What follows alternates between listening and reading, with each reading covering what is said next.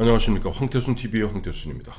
오늘도 경향신문 김경은 편집위원 모시고 한중일 문화산책 한번 걸어보도록 하겠습니다. 안녕하세요. 네, 안녕하십니까. 예, 오늘 토요일 밤입니다만은 어젠가 요즘 오늘 토요일 날 한 뉴스 중에 하나가 보니까 지금 김종인 미래통합당 비대위원장이 묵사발이 나고 있어요. 예. 뭐냐 하니까 어젠가 보니까 질병본부를 갔던 모양이더라고요. 네. 질병본부. 그래서 정은경 질병본부장, 뭐 세계적 스타죠. 만나서 했는데 지금 민주당에서 지금 그야말로 융단 폭격을 하고 있습니다. 아니 대통령도 지금 바쁜 사람을 대통령도 혹시라도 일에 누를 끼칠까봐 대통령도 안 가고 국회 상임위에서도 안 부르는 그 질병본부 정은경 본부장을 가서 뭐 감나라 배나라 어디다가 훈장질이냐라고 맹폭을 가는데 네. 그 이유가 사실은 네. 최근에 요 며칠 됐죠. 저 김종인 위원장이 5.18 묘역 가서 무릎을 꿇었거든. 네. 그리고 또 민주당 호남에서의 미래통합당 지지율이 조금 오른다는 뉴스가 나왔거든. 그러니까 공격하는 거 아니겠어요? 서진 효과가 얼마나 있을까요? 저는 그렇게 효과 크게 안 봅니다. 솔직히 말씀드려갖고 저도 보면 정치판 32년 있어봤습니다만은 동진정책, 서진정책 그런 식으로 진정책에서 별 볼 일이 없죠. 그러다 보니까 지금 차명진 의원도 되게 공격하더라고. 네. 차명진 의원은 김종인 네. 뭐라고 그랬어요? 뭐 찔찔 짜냐 그래가면서 이제 5.18 묘역에 간 것은 뭐 공식적으로 당의 입장이 아니라 개인적인 플레이가 아니냐, 네. 대권 행보 아니냐, 네. 이런 어떤 논평이 아니겠습니까? 그렇죠. 사실은 근데 사람들이 그렇게 의심할 만한 구석이 충분히 있는 게 네. 마침 보니까 김종인 위원장이 8월 13일까지 별다른 행보가 없었어요. 근데 8월 14일부터 행보가 바빠지기 시작하더라고요.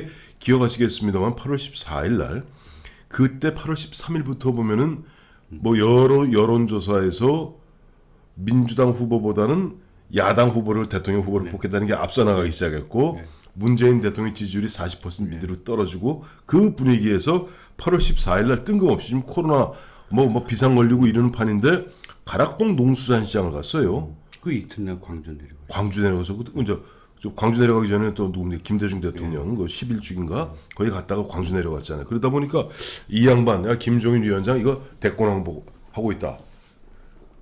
근데 그렇게 의심할 만한 구석이 있나요? 있죠. 왜요? 지난번에 그 백종원 씨 얘기 유명한 요리사. 근데 적어도 예. 그 이름이 그 세간에 오르내릴 수 있는 사람이어야 된다. 네. 라고 얘기를 했는데 네. 지금 야당의 입장에서 예. 정말 대권의 후보로 손꼽을 만한 사람들이 네. 네.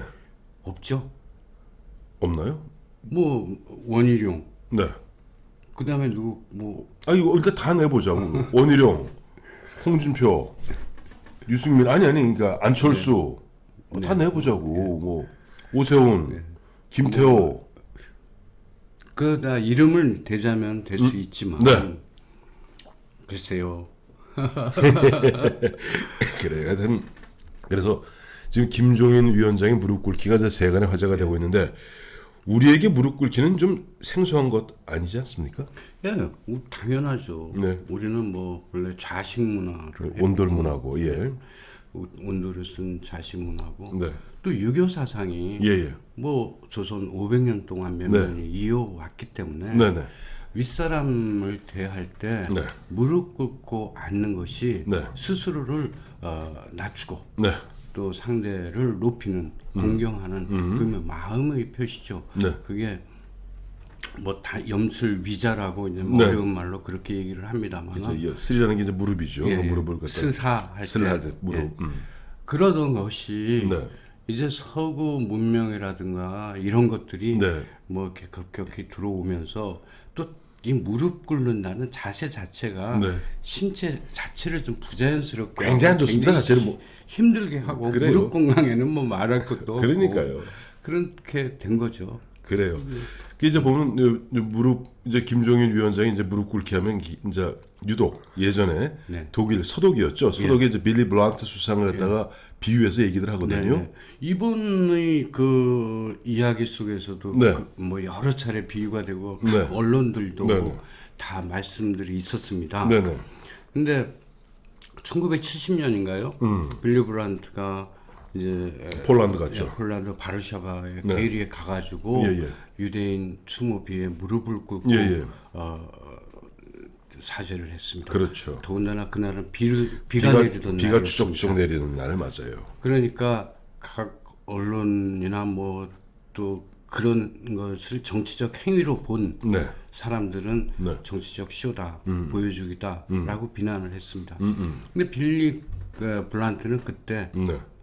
그 이것은 말로 표현할 수 없을 때 하는 행위다. 무릎 꿇고 사죄한 것을 그렇게 얘기를 했었죠. 근데 뭐 김종인 위원장 뭐 대표에 대해서도 야당 인사들은 뭐 심파극이다. 전두환의 뭐 노역자의 쇼다. 여당 인사들이 하겠죠. 예. 야당이 아니라 그러니까, 예. 민주당 쪽에서. 민주당 쪽에서 그런 이야기를 하니까 또 빌리 브란트 총리가 얘기했었던 거를 인용해서 이렇게 말했습니다. 네. 그 뭐죠? 갑자기 생각이 안 나네. 그 옛날 보면 그 빌리 블란트도 누구를 갖다 닐 암스트롱을 인용한 거예요. 그러니까 예. 닐 암스트롱이 뭐 나의 작은 한 발이 뭐 인류의 큰 걸음이었다 하듯이 빌리 블란트 그 당시 행위를 놓고 헝거리 작은 걸음이라도 나가는 것이 예, 중요하다. 중요하다. 라고 이렇게 얘기를 했었죠. 예, 근데 예. 김정일 위원장도 뭐 그 이야기를 했어요. 네. 그러니까 자기의 정치적 행위를 네. 뭐 그것이 뭐 어떤 의미가 있는지 모르지만 네. 역사적인 사과였다라는 의미를 강조하기 위해서 빌리 브란트 총리의 이야기를 인용한 게 아닌가 하는 생각이 안 그래도 어제 이제 언론인들하고 점심을 같이 했더니 굉장히 비판적입니다. 물론 뭐 제가 만나는 언론이 대부분 이제 보수 쪽인데 이 사람들이 딱 이렇게 되묻더라고요 저한테. 김종인 이제 대표잖아요 비대위원장이. 거기 광주 가서 무릎을 꿇었는데 지금 5.18 갖고 지금 보면 현재 민주당에서 하는 것이 5.18 발언법인가 처벌법 있지 않습니까? 5.18과 세월호에 대해서는 정부가 발표한 것 외에 어떤 딴 얘기하면 감옥 보낸다. 이게 5.18 처벌법입니다. 그 입법 제정하자고 그랬더니 뭐라고? 그러니까 그 지금 여당에서 네. 그냥 쇼라고 이야기를 하는 게 뭐냐면 네. 행동으로 보여주라는 촉구거든요. 네. 그 행동으로 보여달라는 그 촉구가 뭐냐면 그 법 제정에 너희가 앞장서라. 야당도 나서라. 이런 이거, 요구를 하는 것이죠. 자 그렇게 됐을 때 과연 저 김종인 위원장 뭐 본인이 나이 80에 이제 마지막 대권을 향한 뭐 불꽃을 태우는지 모르겠습니다만은 과연 어떤 일들이 벌어질지 앞으로는 귀추가 주목되는데 뭐 이쯤 넘어가고 우리 한중일 문화 산책이니까. 자, 만약 빌리 브란트 얘기하셨는데 우리나라에서 역시 그래도 보면 이게 왜 빌리 브란트 얘기인데 왜 천둥 소리입니까? 네. 이야, 빌리 브란트가 여기 천둥이었군요. 근데 우리나라에서 보면 그 무릎 꿇는 부분 하면 뭐니 해도 여 멀지 않은 곳에 삼전도에서 옛날 병자호란 때 인조가 머리 3번 받고 삼배 구고두레를 한 것이죠. 네. 뭐 그것은 치욕적인 사건이죠. 네. 뭐 역사의 이야기지만 네네. 우리 민족에 여전히 상처로 남아 있는 것이고 네. 전쟁에 패배를 했을 때 뭐 그 항복 그리고 그 점령자의 복종하겠다 하는 그런 표현으로 이제 머리를 절을 3번 하고 절을 한 번 할 때마다 3번씩 땅땅땅 3번씩 땅땅땅 땅에다가 조아리고 했었던 것이죠. 네. 근데 사실은 보면 그나마 저기 홍타지가 그나마도 여진족 만주족이 있길래 망정이지 몽골족에서는 큰일 날 뻔했습니다. 몽골족 목 잘라버립니다. 네, 그렇죠. 그런데 그 중국 풍습에 따르면은 그 삼배 구고두가 그렇게 뭐 치욕을 요구하는 것은 아니라면서요. 아니죠. 근데 그 무릎을 꿇고 인사를 받을 수 있는 사람은 황제가 유일합니다. 그리고 처음 보는 사신이나 네. 그 신하나 네. 외국의 사신이 올 때 네. 우리 그 저 사신들 그 대사도 임명장 받는 것처럼 네네. 그 인사를 하지 않습니까? 그렇죠. 그때 그 309두레를 하게 그 309고두를 고두레를 하게 돼 있습니다. 네. 그런데 그 건용제 때 청나라 건용제 네네. 때 그 영국의 그 조지 맥카트니가 폴 맥카트니가 아닙니다. 네. 조지 맥카트니입니다. 그 이제 정식으로 청나라에 교역을 요청을 했는데 청나라에서는 그 사신의 예를 갖추라고 요구를 했죠. 네. 근데 서양의 입장에서는 어떻든 국가를 대표하는 사신인데 그렇죠. 그거는 뭐 할 수 없다. 네. 이러면서 대안을 제시했었던 게 당시 영국의 조지 3세가 왕인데 네. 그 건용제 뒤에다가 추상화를 걸겠다라고 얘기를 했습니다. 그냥 물론 뭐 청나라에서는 그거를 거절을 했어요. 네. 근데 어떻든 뭐 이렇게 사신이 이제 아련을 하게 됐는데 네. 고대례를 하지 않고 네. 서양식으로 한쪽 무릎만 굽힌 채 우리 영화에서 보듯이 예를 이적하는 거. 예. 뭐 어쩔 수 없이 뭐 그 뒤로는 네. 다른 나라의 사신들도 영국의 맥카트니의 사례를 쫓아서 해서 자연스럽게 없어졌다. 그렇죠. 이제 보면 있습니다. 이제 무릎 꿇는다 하면은 전 두 가지가 생각나요. 하나는 보면 옛날 2004년에 그 노무현 대통령 탄핵 소추가 되고 난 다음에 바로 총선이 있지 않았어요. 그때 민주당 선대위원장이 바로 추미애 씨입니다. 추미애 씨가 이제 그때는 3배 1보를 했죠. 1보 3배.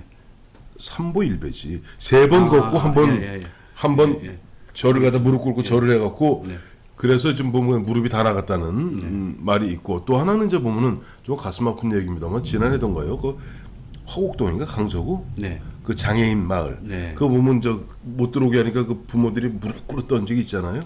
정말 가슴 아픈 뭐 사연인데 거기 이제 특수학교 그러니까 이제 장애인 학교를 이제 설립을 이제 인가 받기 위한 작업들이 진행되고 있었는데 그 지역의 사람들이 이 장애인 학교를 갖다가 혐오 시설이다라고 얘기를 하면서 그것을 들어오지 못하도록 뭐 데모도 하고 방해를 했죠.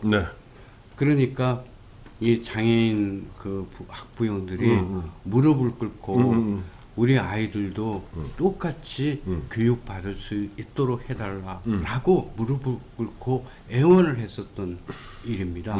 그런데 그 애원조차도 뭐 집값이 떨어진다느니 그 여론전을 한다느니 쇼를 한다느니 이런 비난을 하곤 했죠. 근데 뭐 갑이 을을 이렇게 무릎 꿇힌 일은 뭐 최근에 뭐 수시로 있지 않았습니까? 저는 기억나는 게 하나 있어요. 제가 종편할 때입니다만 2014년인지 15년인지 잘 모르겠다.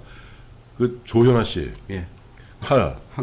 항공기 그 저기 땅콩 회항 사건 때 그때 요즘에 저 보면 그 박창진 당시 이제 그 사무장이 현재는 정의당가 있습니다만은 박창진 씨 앞으로 무릎 꿇어 그랬다는 거 아니에요. 그 무릎을 꿇는다는 것은 여러 가지의 의미가 있습니다. 일단은 뭐 아까 얘기했던 것처럼 사죄의 의미도 있고 스스로 반성하는 의미도 있고 굴복의 굴복 또는 뭐 신에게 기도해서 어떤 것을 바라는 마음을 표현하는 그 몸의 그 표현이죠.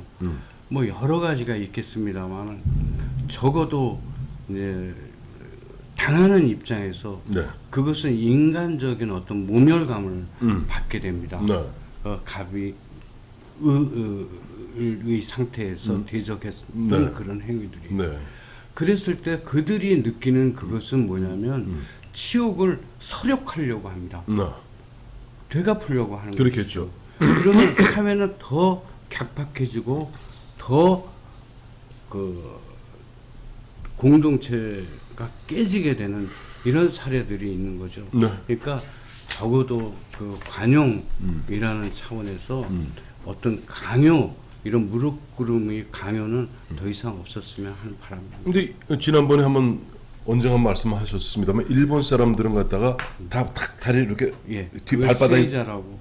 발바닥 보이게 않는다면서요. 근데 일본하고는 제가 오늘 뭐 그 얘기를 길게 할 생각은 없습니다. 오늘은 지난번에 그 인사법에 대해서 세 나라의 이야기를 하면서 다 했기 때문에 가능한 문화적인 얘기가 아니라 뭐 지금 돌아가고 있는 현상에 대한 이야기만 조금 하려고 했었는데 일본에서는 기본적으로 그 뭐라 그럴까 좁은 곳에 대해서 호의적입니다. 넓은 곳에 가면 공포감을 느낍니다. 그게 왜 그러냐면 기본적으로 집의 구조가 작죠. 그래서 그 다닥 앉습니다.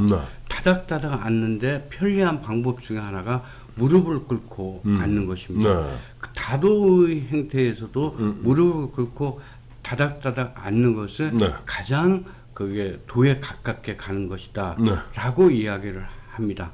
그 좁은 공간에 대해서 친숙함을 하나를 예를 들자면 이런 겁니다. 우리 어렸을 때 그 뭐 우리가 뭐 성장한 다음에는 그런 일이 없어졌습니다만 그 선생님들이 우리 무슨 잘못하거나 뭐 반성하라고 교실 너 교실 가서 무릎 꿇고 손 들고 있어. 구석에 가서 무릎 꿇고 손 들고 있어. 있거나 이렇게 하잖아요. 근데 일본에서는 그것은 벌이 아닙니다. 더 무서운 벌은 뭐냐면 복도에 나가라, 운동장에 나가라, 넓은 데로 나가라. 그래서 벌을 주는 방법이 뭐냐면 어린이들에게 훈화하는 방법이 너 나가라, 집 바깥으로 나가라. 그러니까 그 광장 공포증 반대죠. 그러니까 축소 공포증이 있어서 바깥으로 내보낸다고 합니다. 그래요. 근데 이제 보면은 이제 여태까지 보면 아까 말씀하셨던 다 앉는 자세와도 관계. 그러니까 이제 무릎 꿇는다는 것, 그다음에 보면 뭐 최근에도 보면 저 어디입니까? 뭐 흑인도 사람이다. 하는 것도 먼저 보면 그 동조하는 경찰들이 한쪽 무릎 꿇고 뭐 손을 들고 뭐 이러고 있고 이러잖아요. 근데 어느 식당 갔다가 패밀리 레스토랑 갔더니 깜짝 놀랐어. 그 저 서브하는 그 저 종업원이 내 앞에 탁 무릎을 꿇더라고. 그거를 그게 이제 파피독 서비스라고 하더라고요. 근데 그게 뭐냐면 그 강아지들이 주인한테 애교를 떨 때 이렇게 뭐 이렇게 무릎을 꿇고 꼬리를 막 흔들면서 고개를 이렇게 퍼묻고 파묻고 막 이렇게 주인 곁으로 다가오고 이러는 그런 것을 이제 귀엽다고 그래서 파피라고 그러는데 파피라고 그러죠. 그것을 이제 그 뭐 그렇게 부르는 모양인데 뭐 그것은 어떤 이유인지 모르지만 너무 과공 바로 그거예요. 어색하더라. 그러니까 자기를 때는 무릎을 꿇고 나는 의자에 앉아 있고 있으니까 이제 자기가 이렇게 고개 숙이는 게 아니라 무릎을 딱 꿇으면 눈이 같아져요. 눈높이가. 그래서 뭐 손님 뭐 하고 뭐 근데 굉장히 뭐라 불편하고 모르겠어요. 그거 좋아하는 사람도 있는지 모르겠습니다만 저 자신은 아까 과공 비례. 그 얼마 전에도 뭐 문재인 대통령이 어린이 화동에게 꽃다발을 받을 때 뭐 무릎을 구부리고 받았다 그래가지고 뭐 각종의 찬사들이 이어지곤 했는데 물론 그런 것들이야 어린이의 눈높이에 맞춘다는 것은 우리가 뭐 당연히 해야 될 일입니다만 그 상업도 지나칠 때 오히려 부작용이 생길 수 있다는 것을 생각하는 것도 필요하지 않나. 아까 뇌성병력의 친유를 드디어 알겠습니다. 조금 전에 문재인 대통령이 얼마 전에 화동한테 꽃다발 받으면서 눈 맞춘다고 무릎을 굽혔다고 그랬잖아요. 무리를 이렇게 쪼그리고 앉아서. 그렇게 쇼하지 마시고 평상시에 국민들과 눈높이를 맞추는 그런 자세를 갖춰야 됩니다. 국민들한테는 어디서 저 뜬금없는 이야기하면서 괜히 사진 한 장 찍히는데 그 눈높이 맞추는 그거 진짜 과공비례입니다. 그래서 뇌성병력이 쳤던 것 같습니다. 그렇군요. 네, 감사합니다.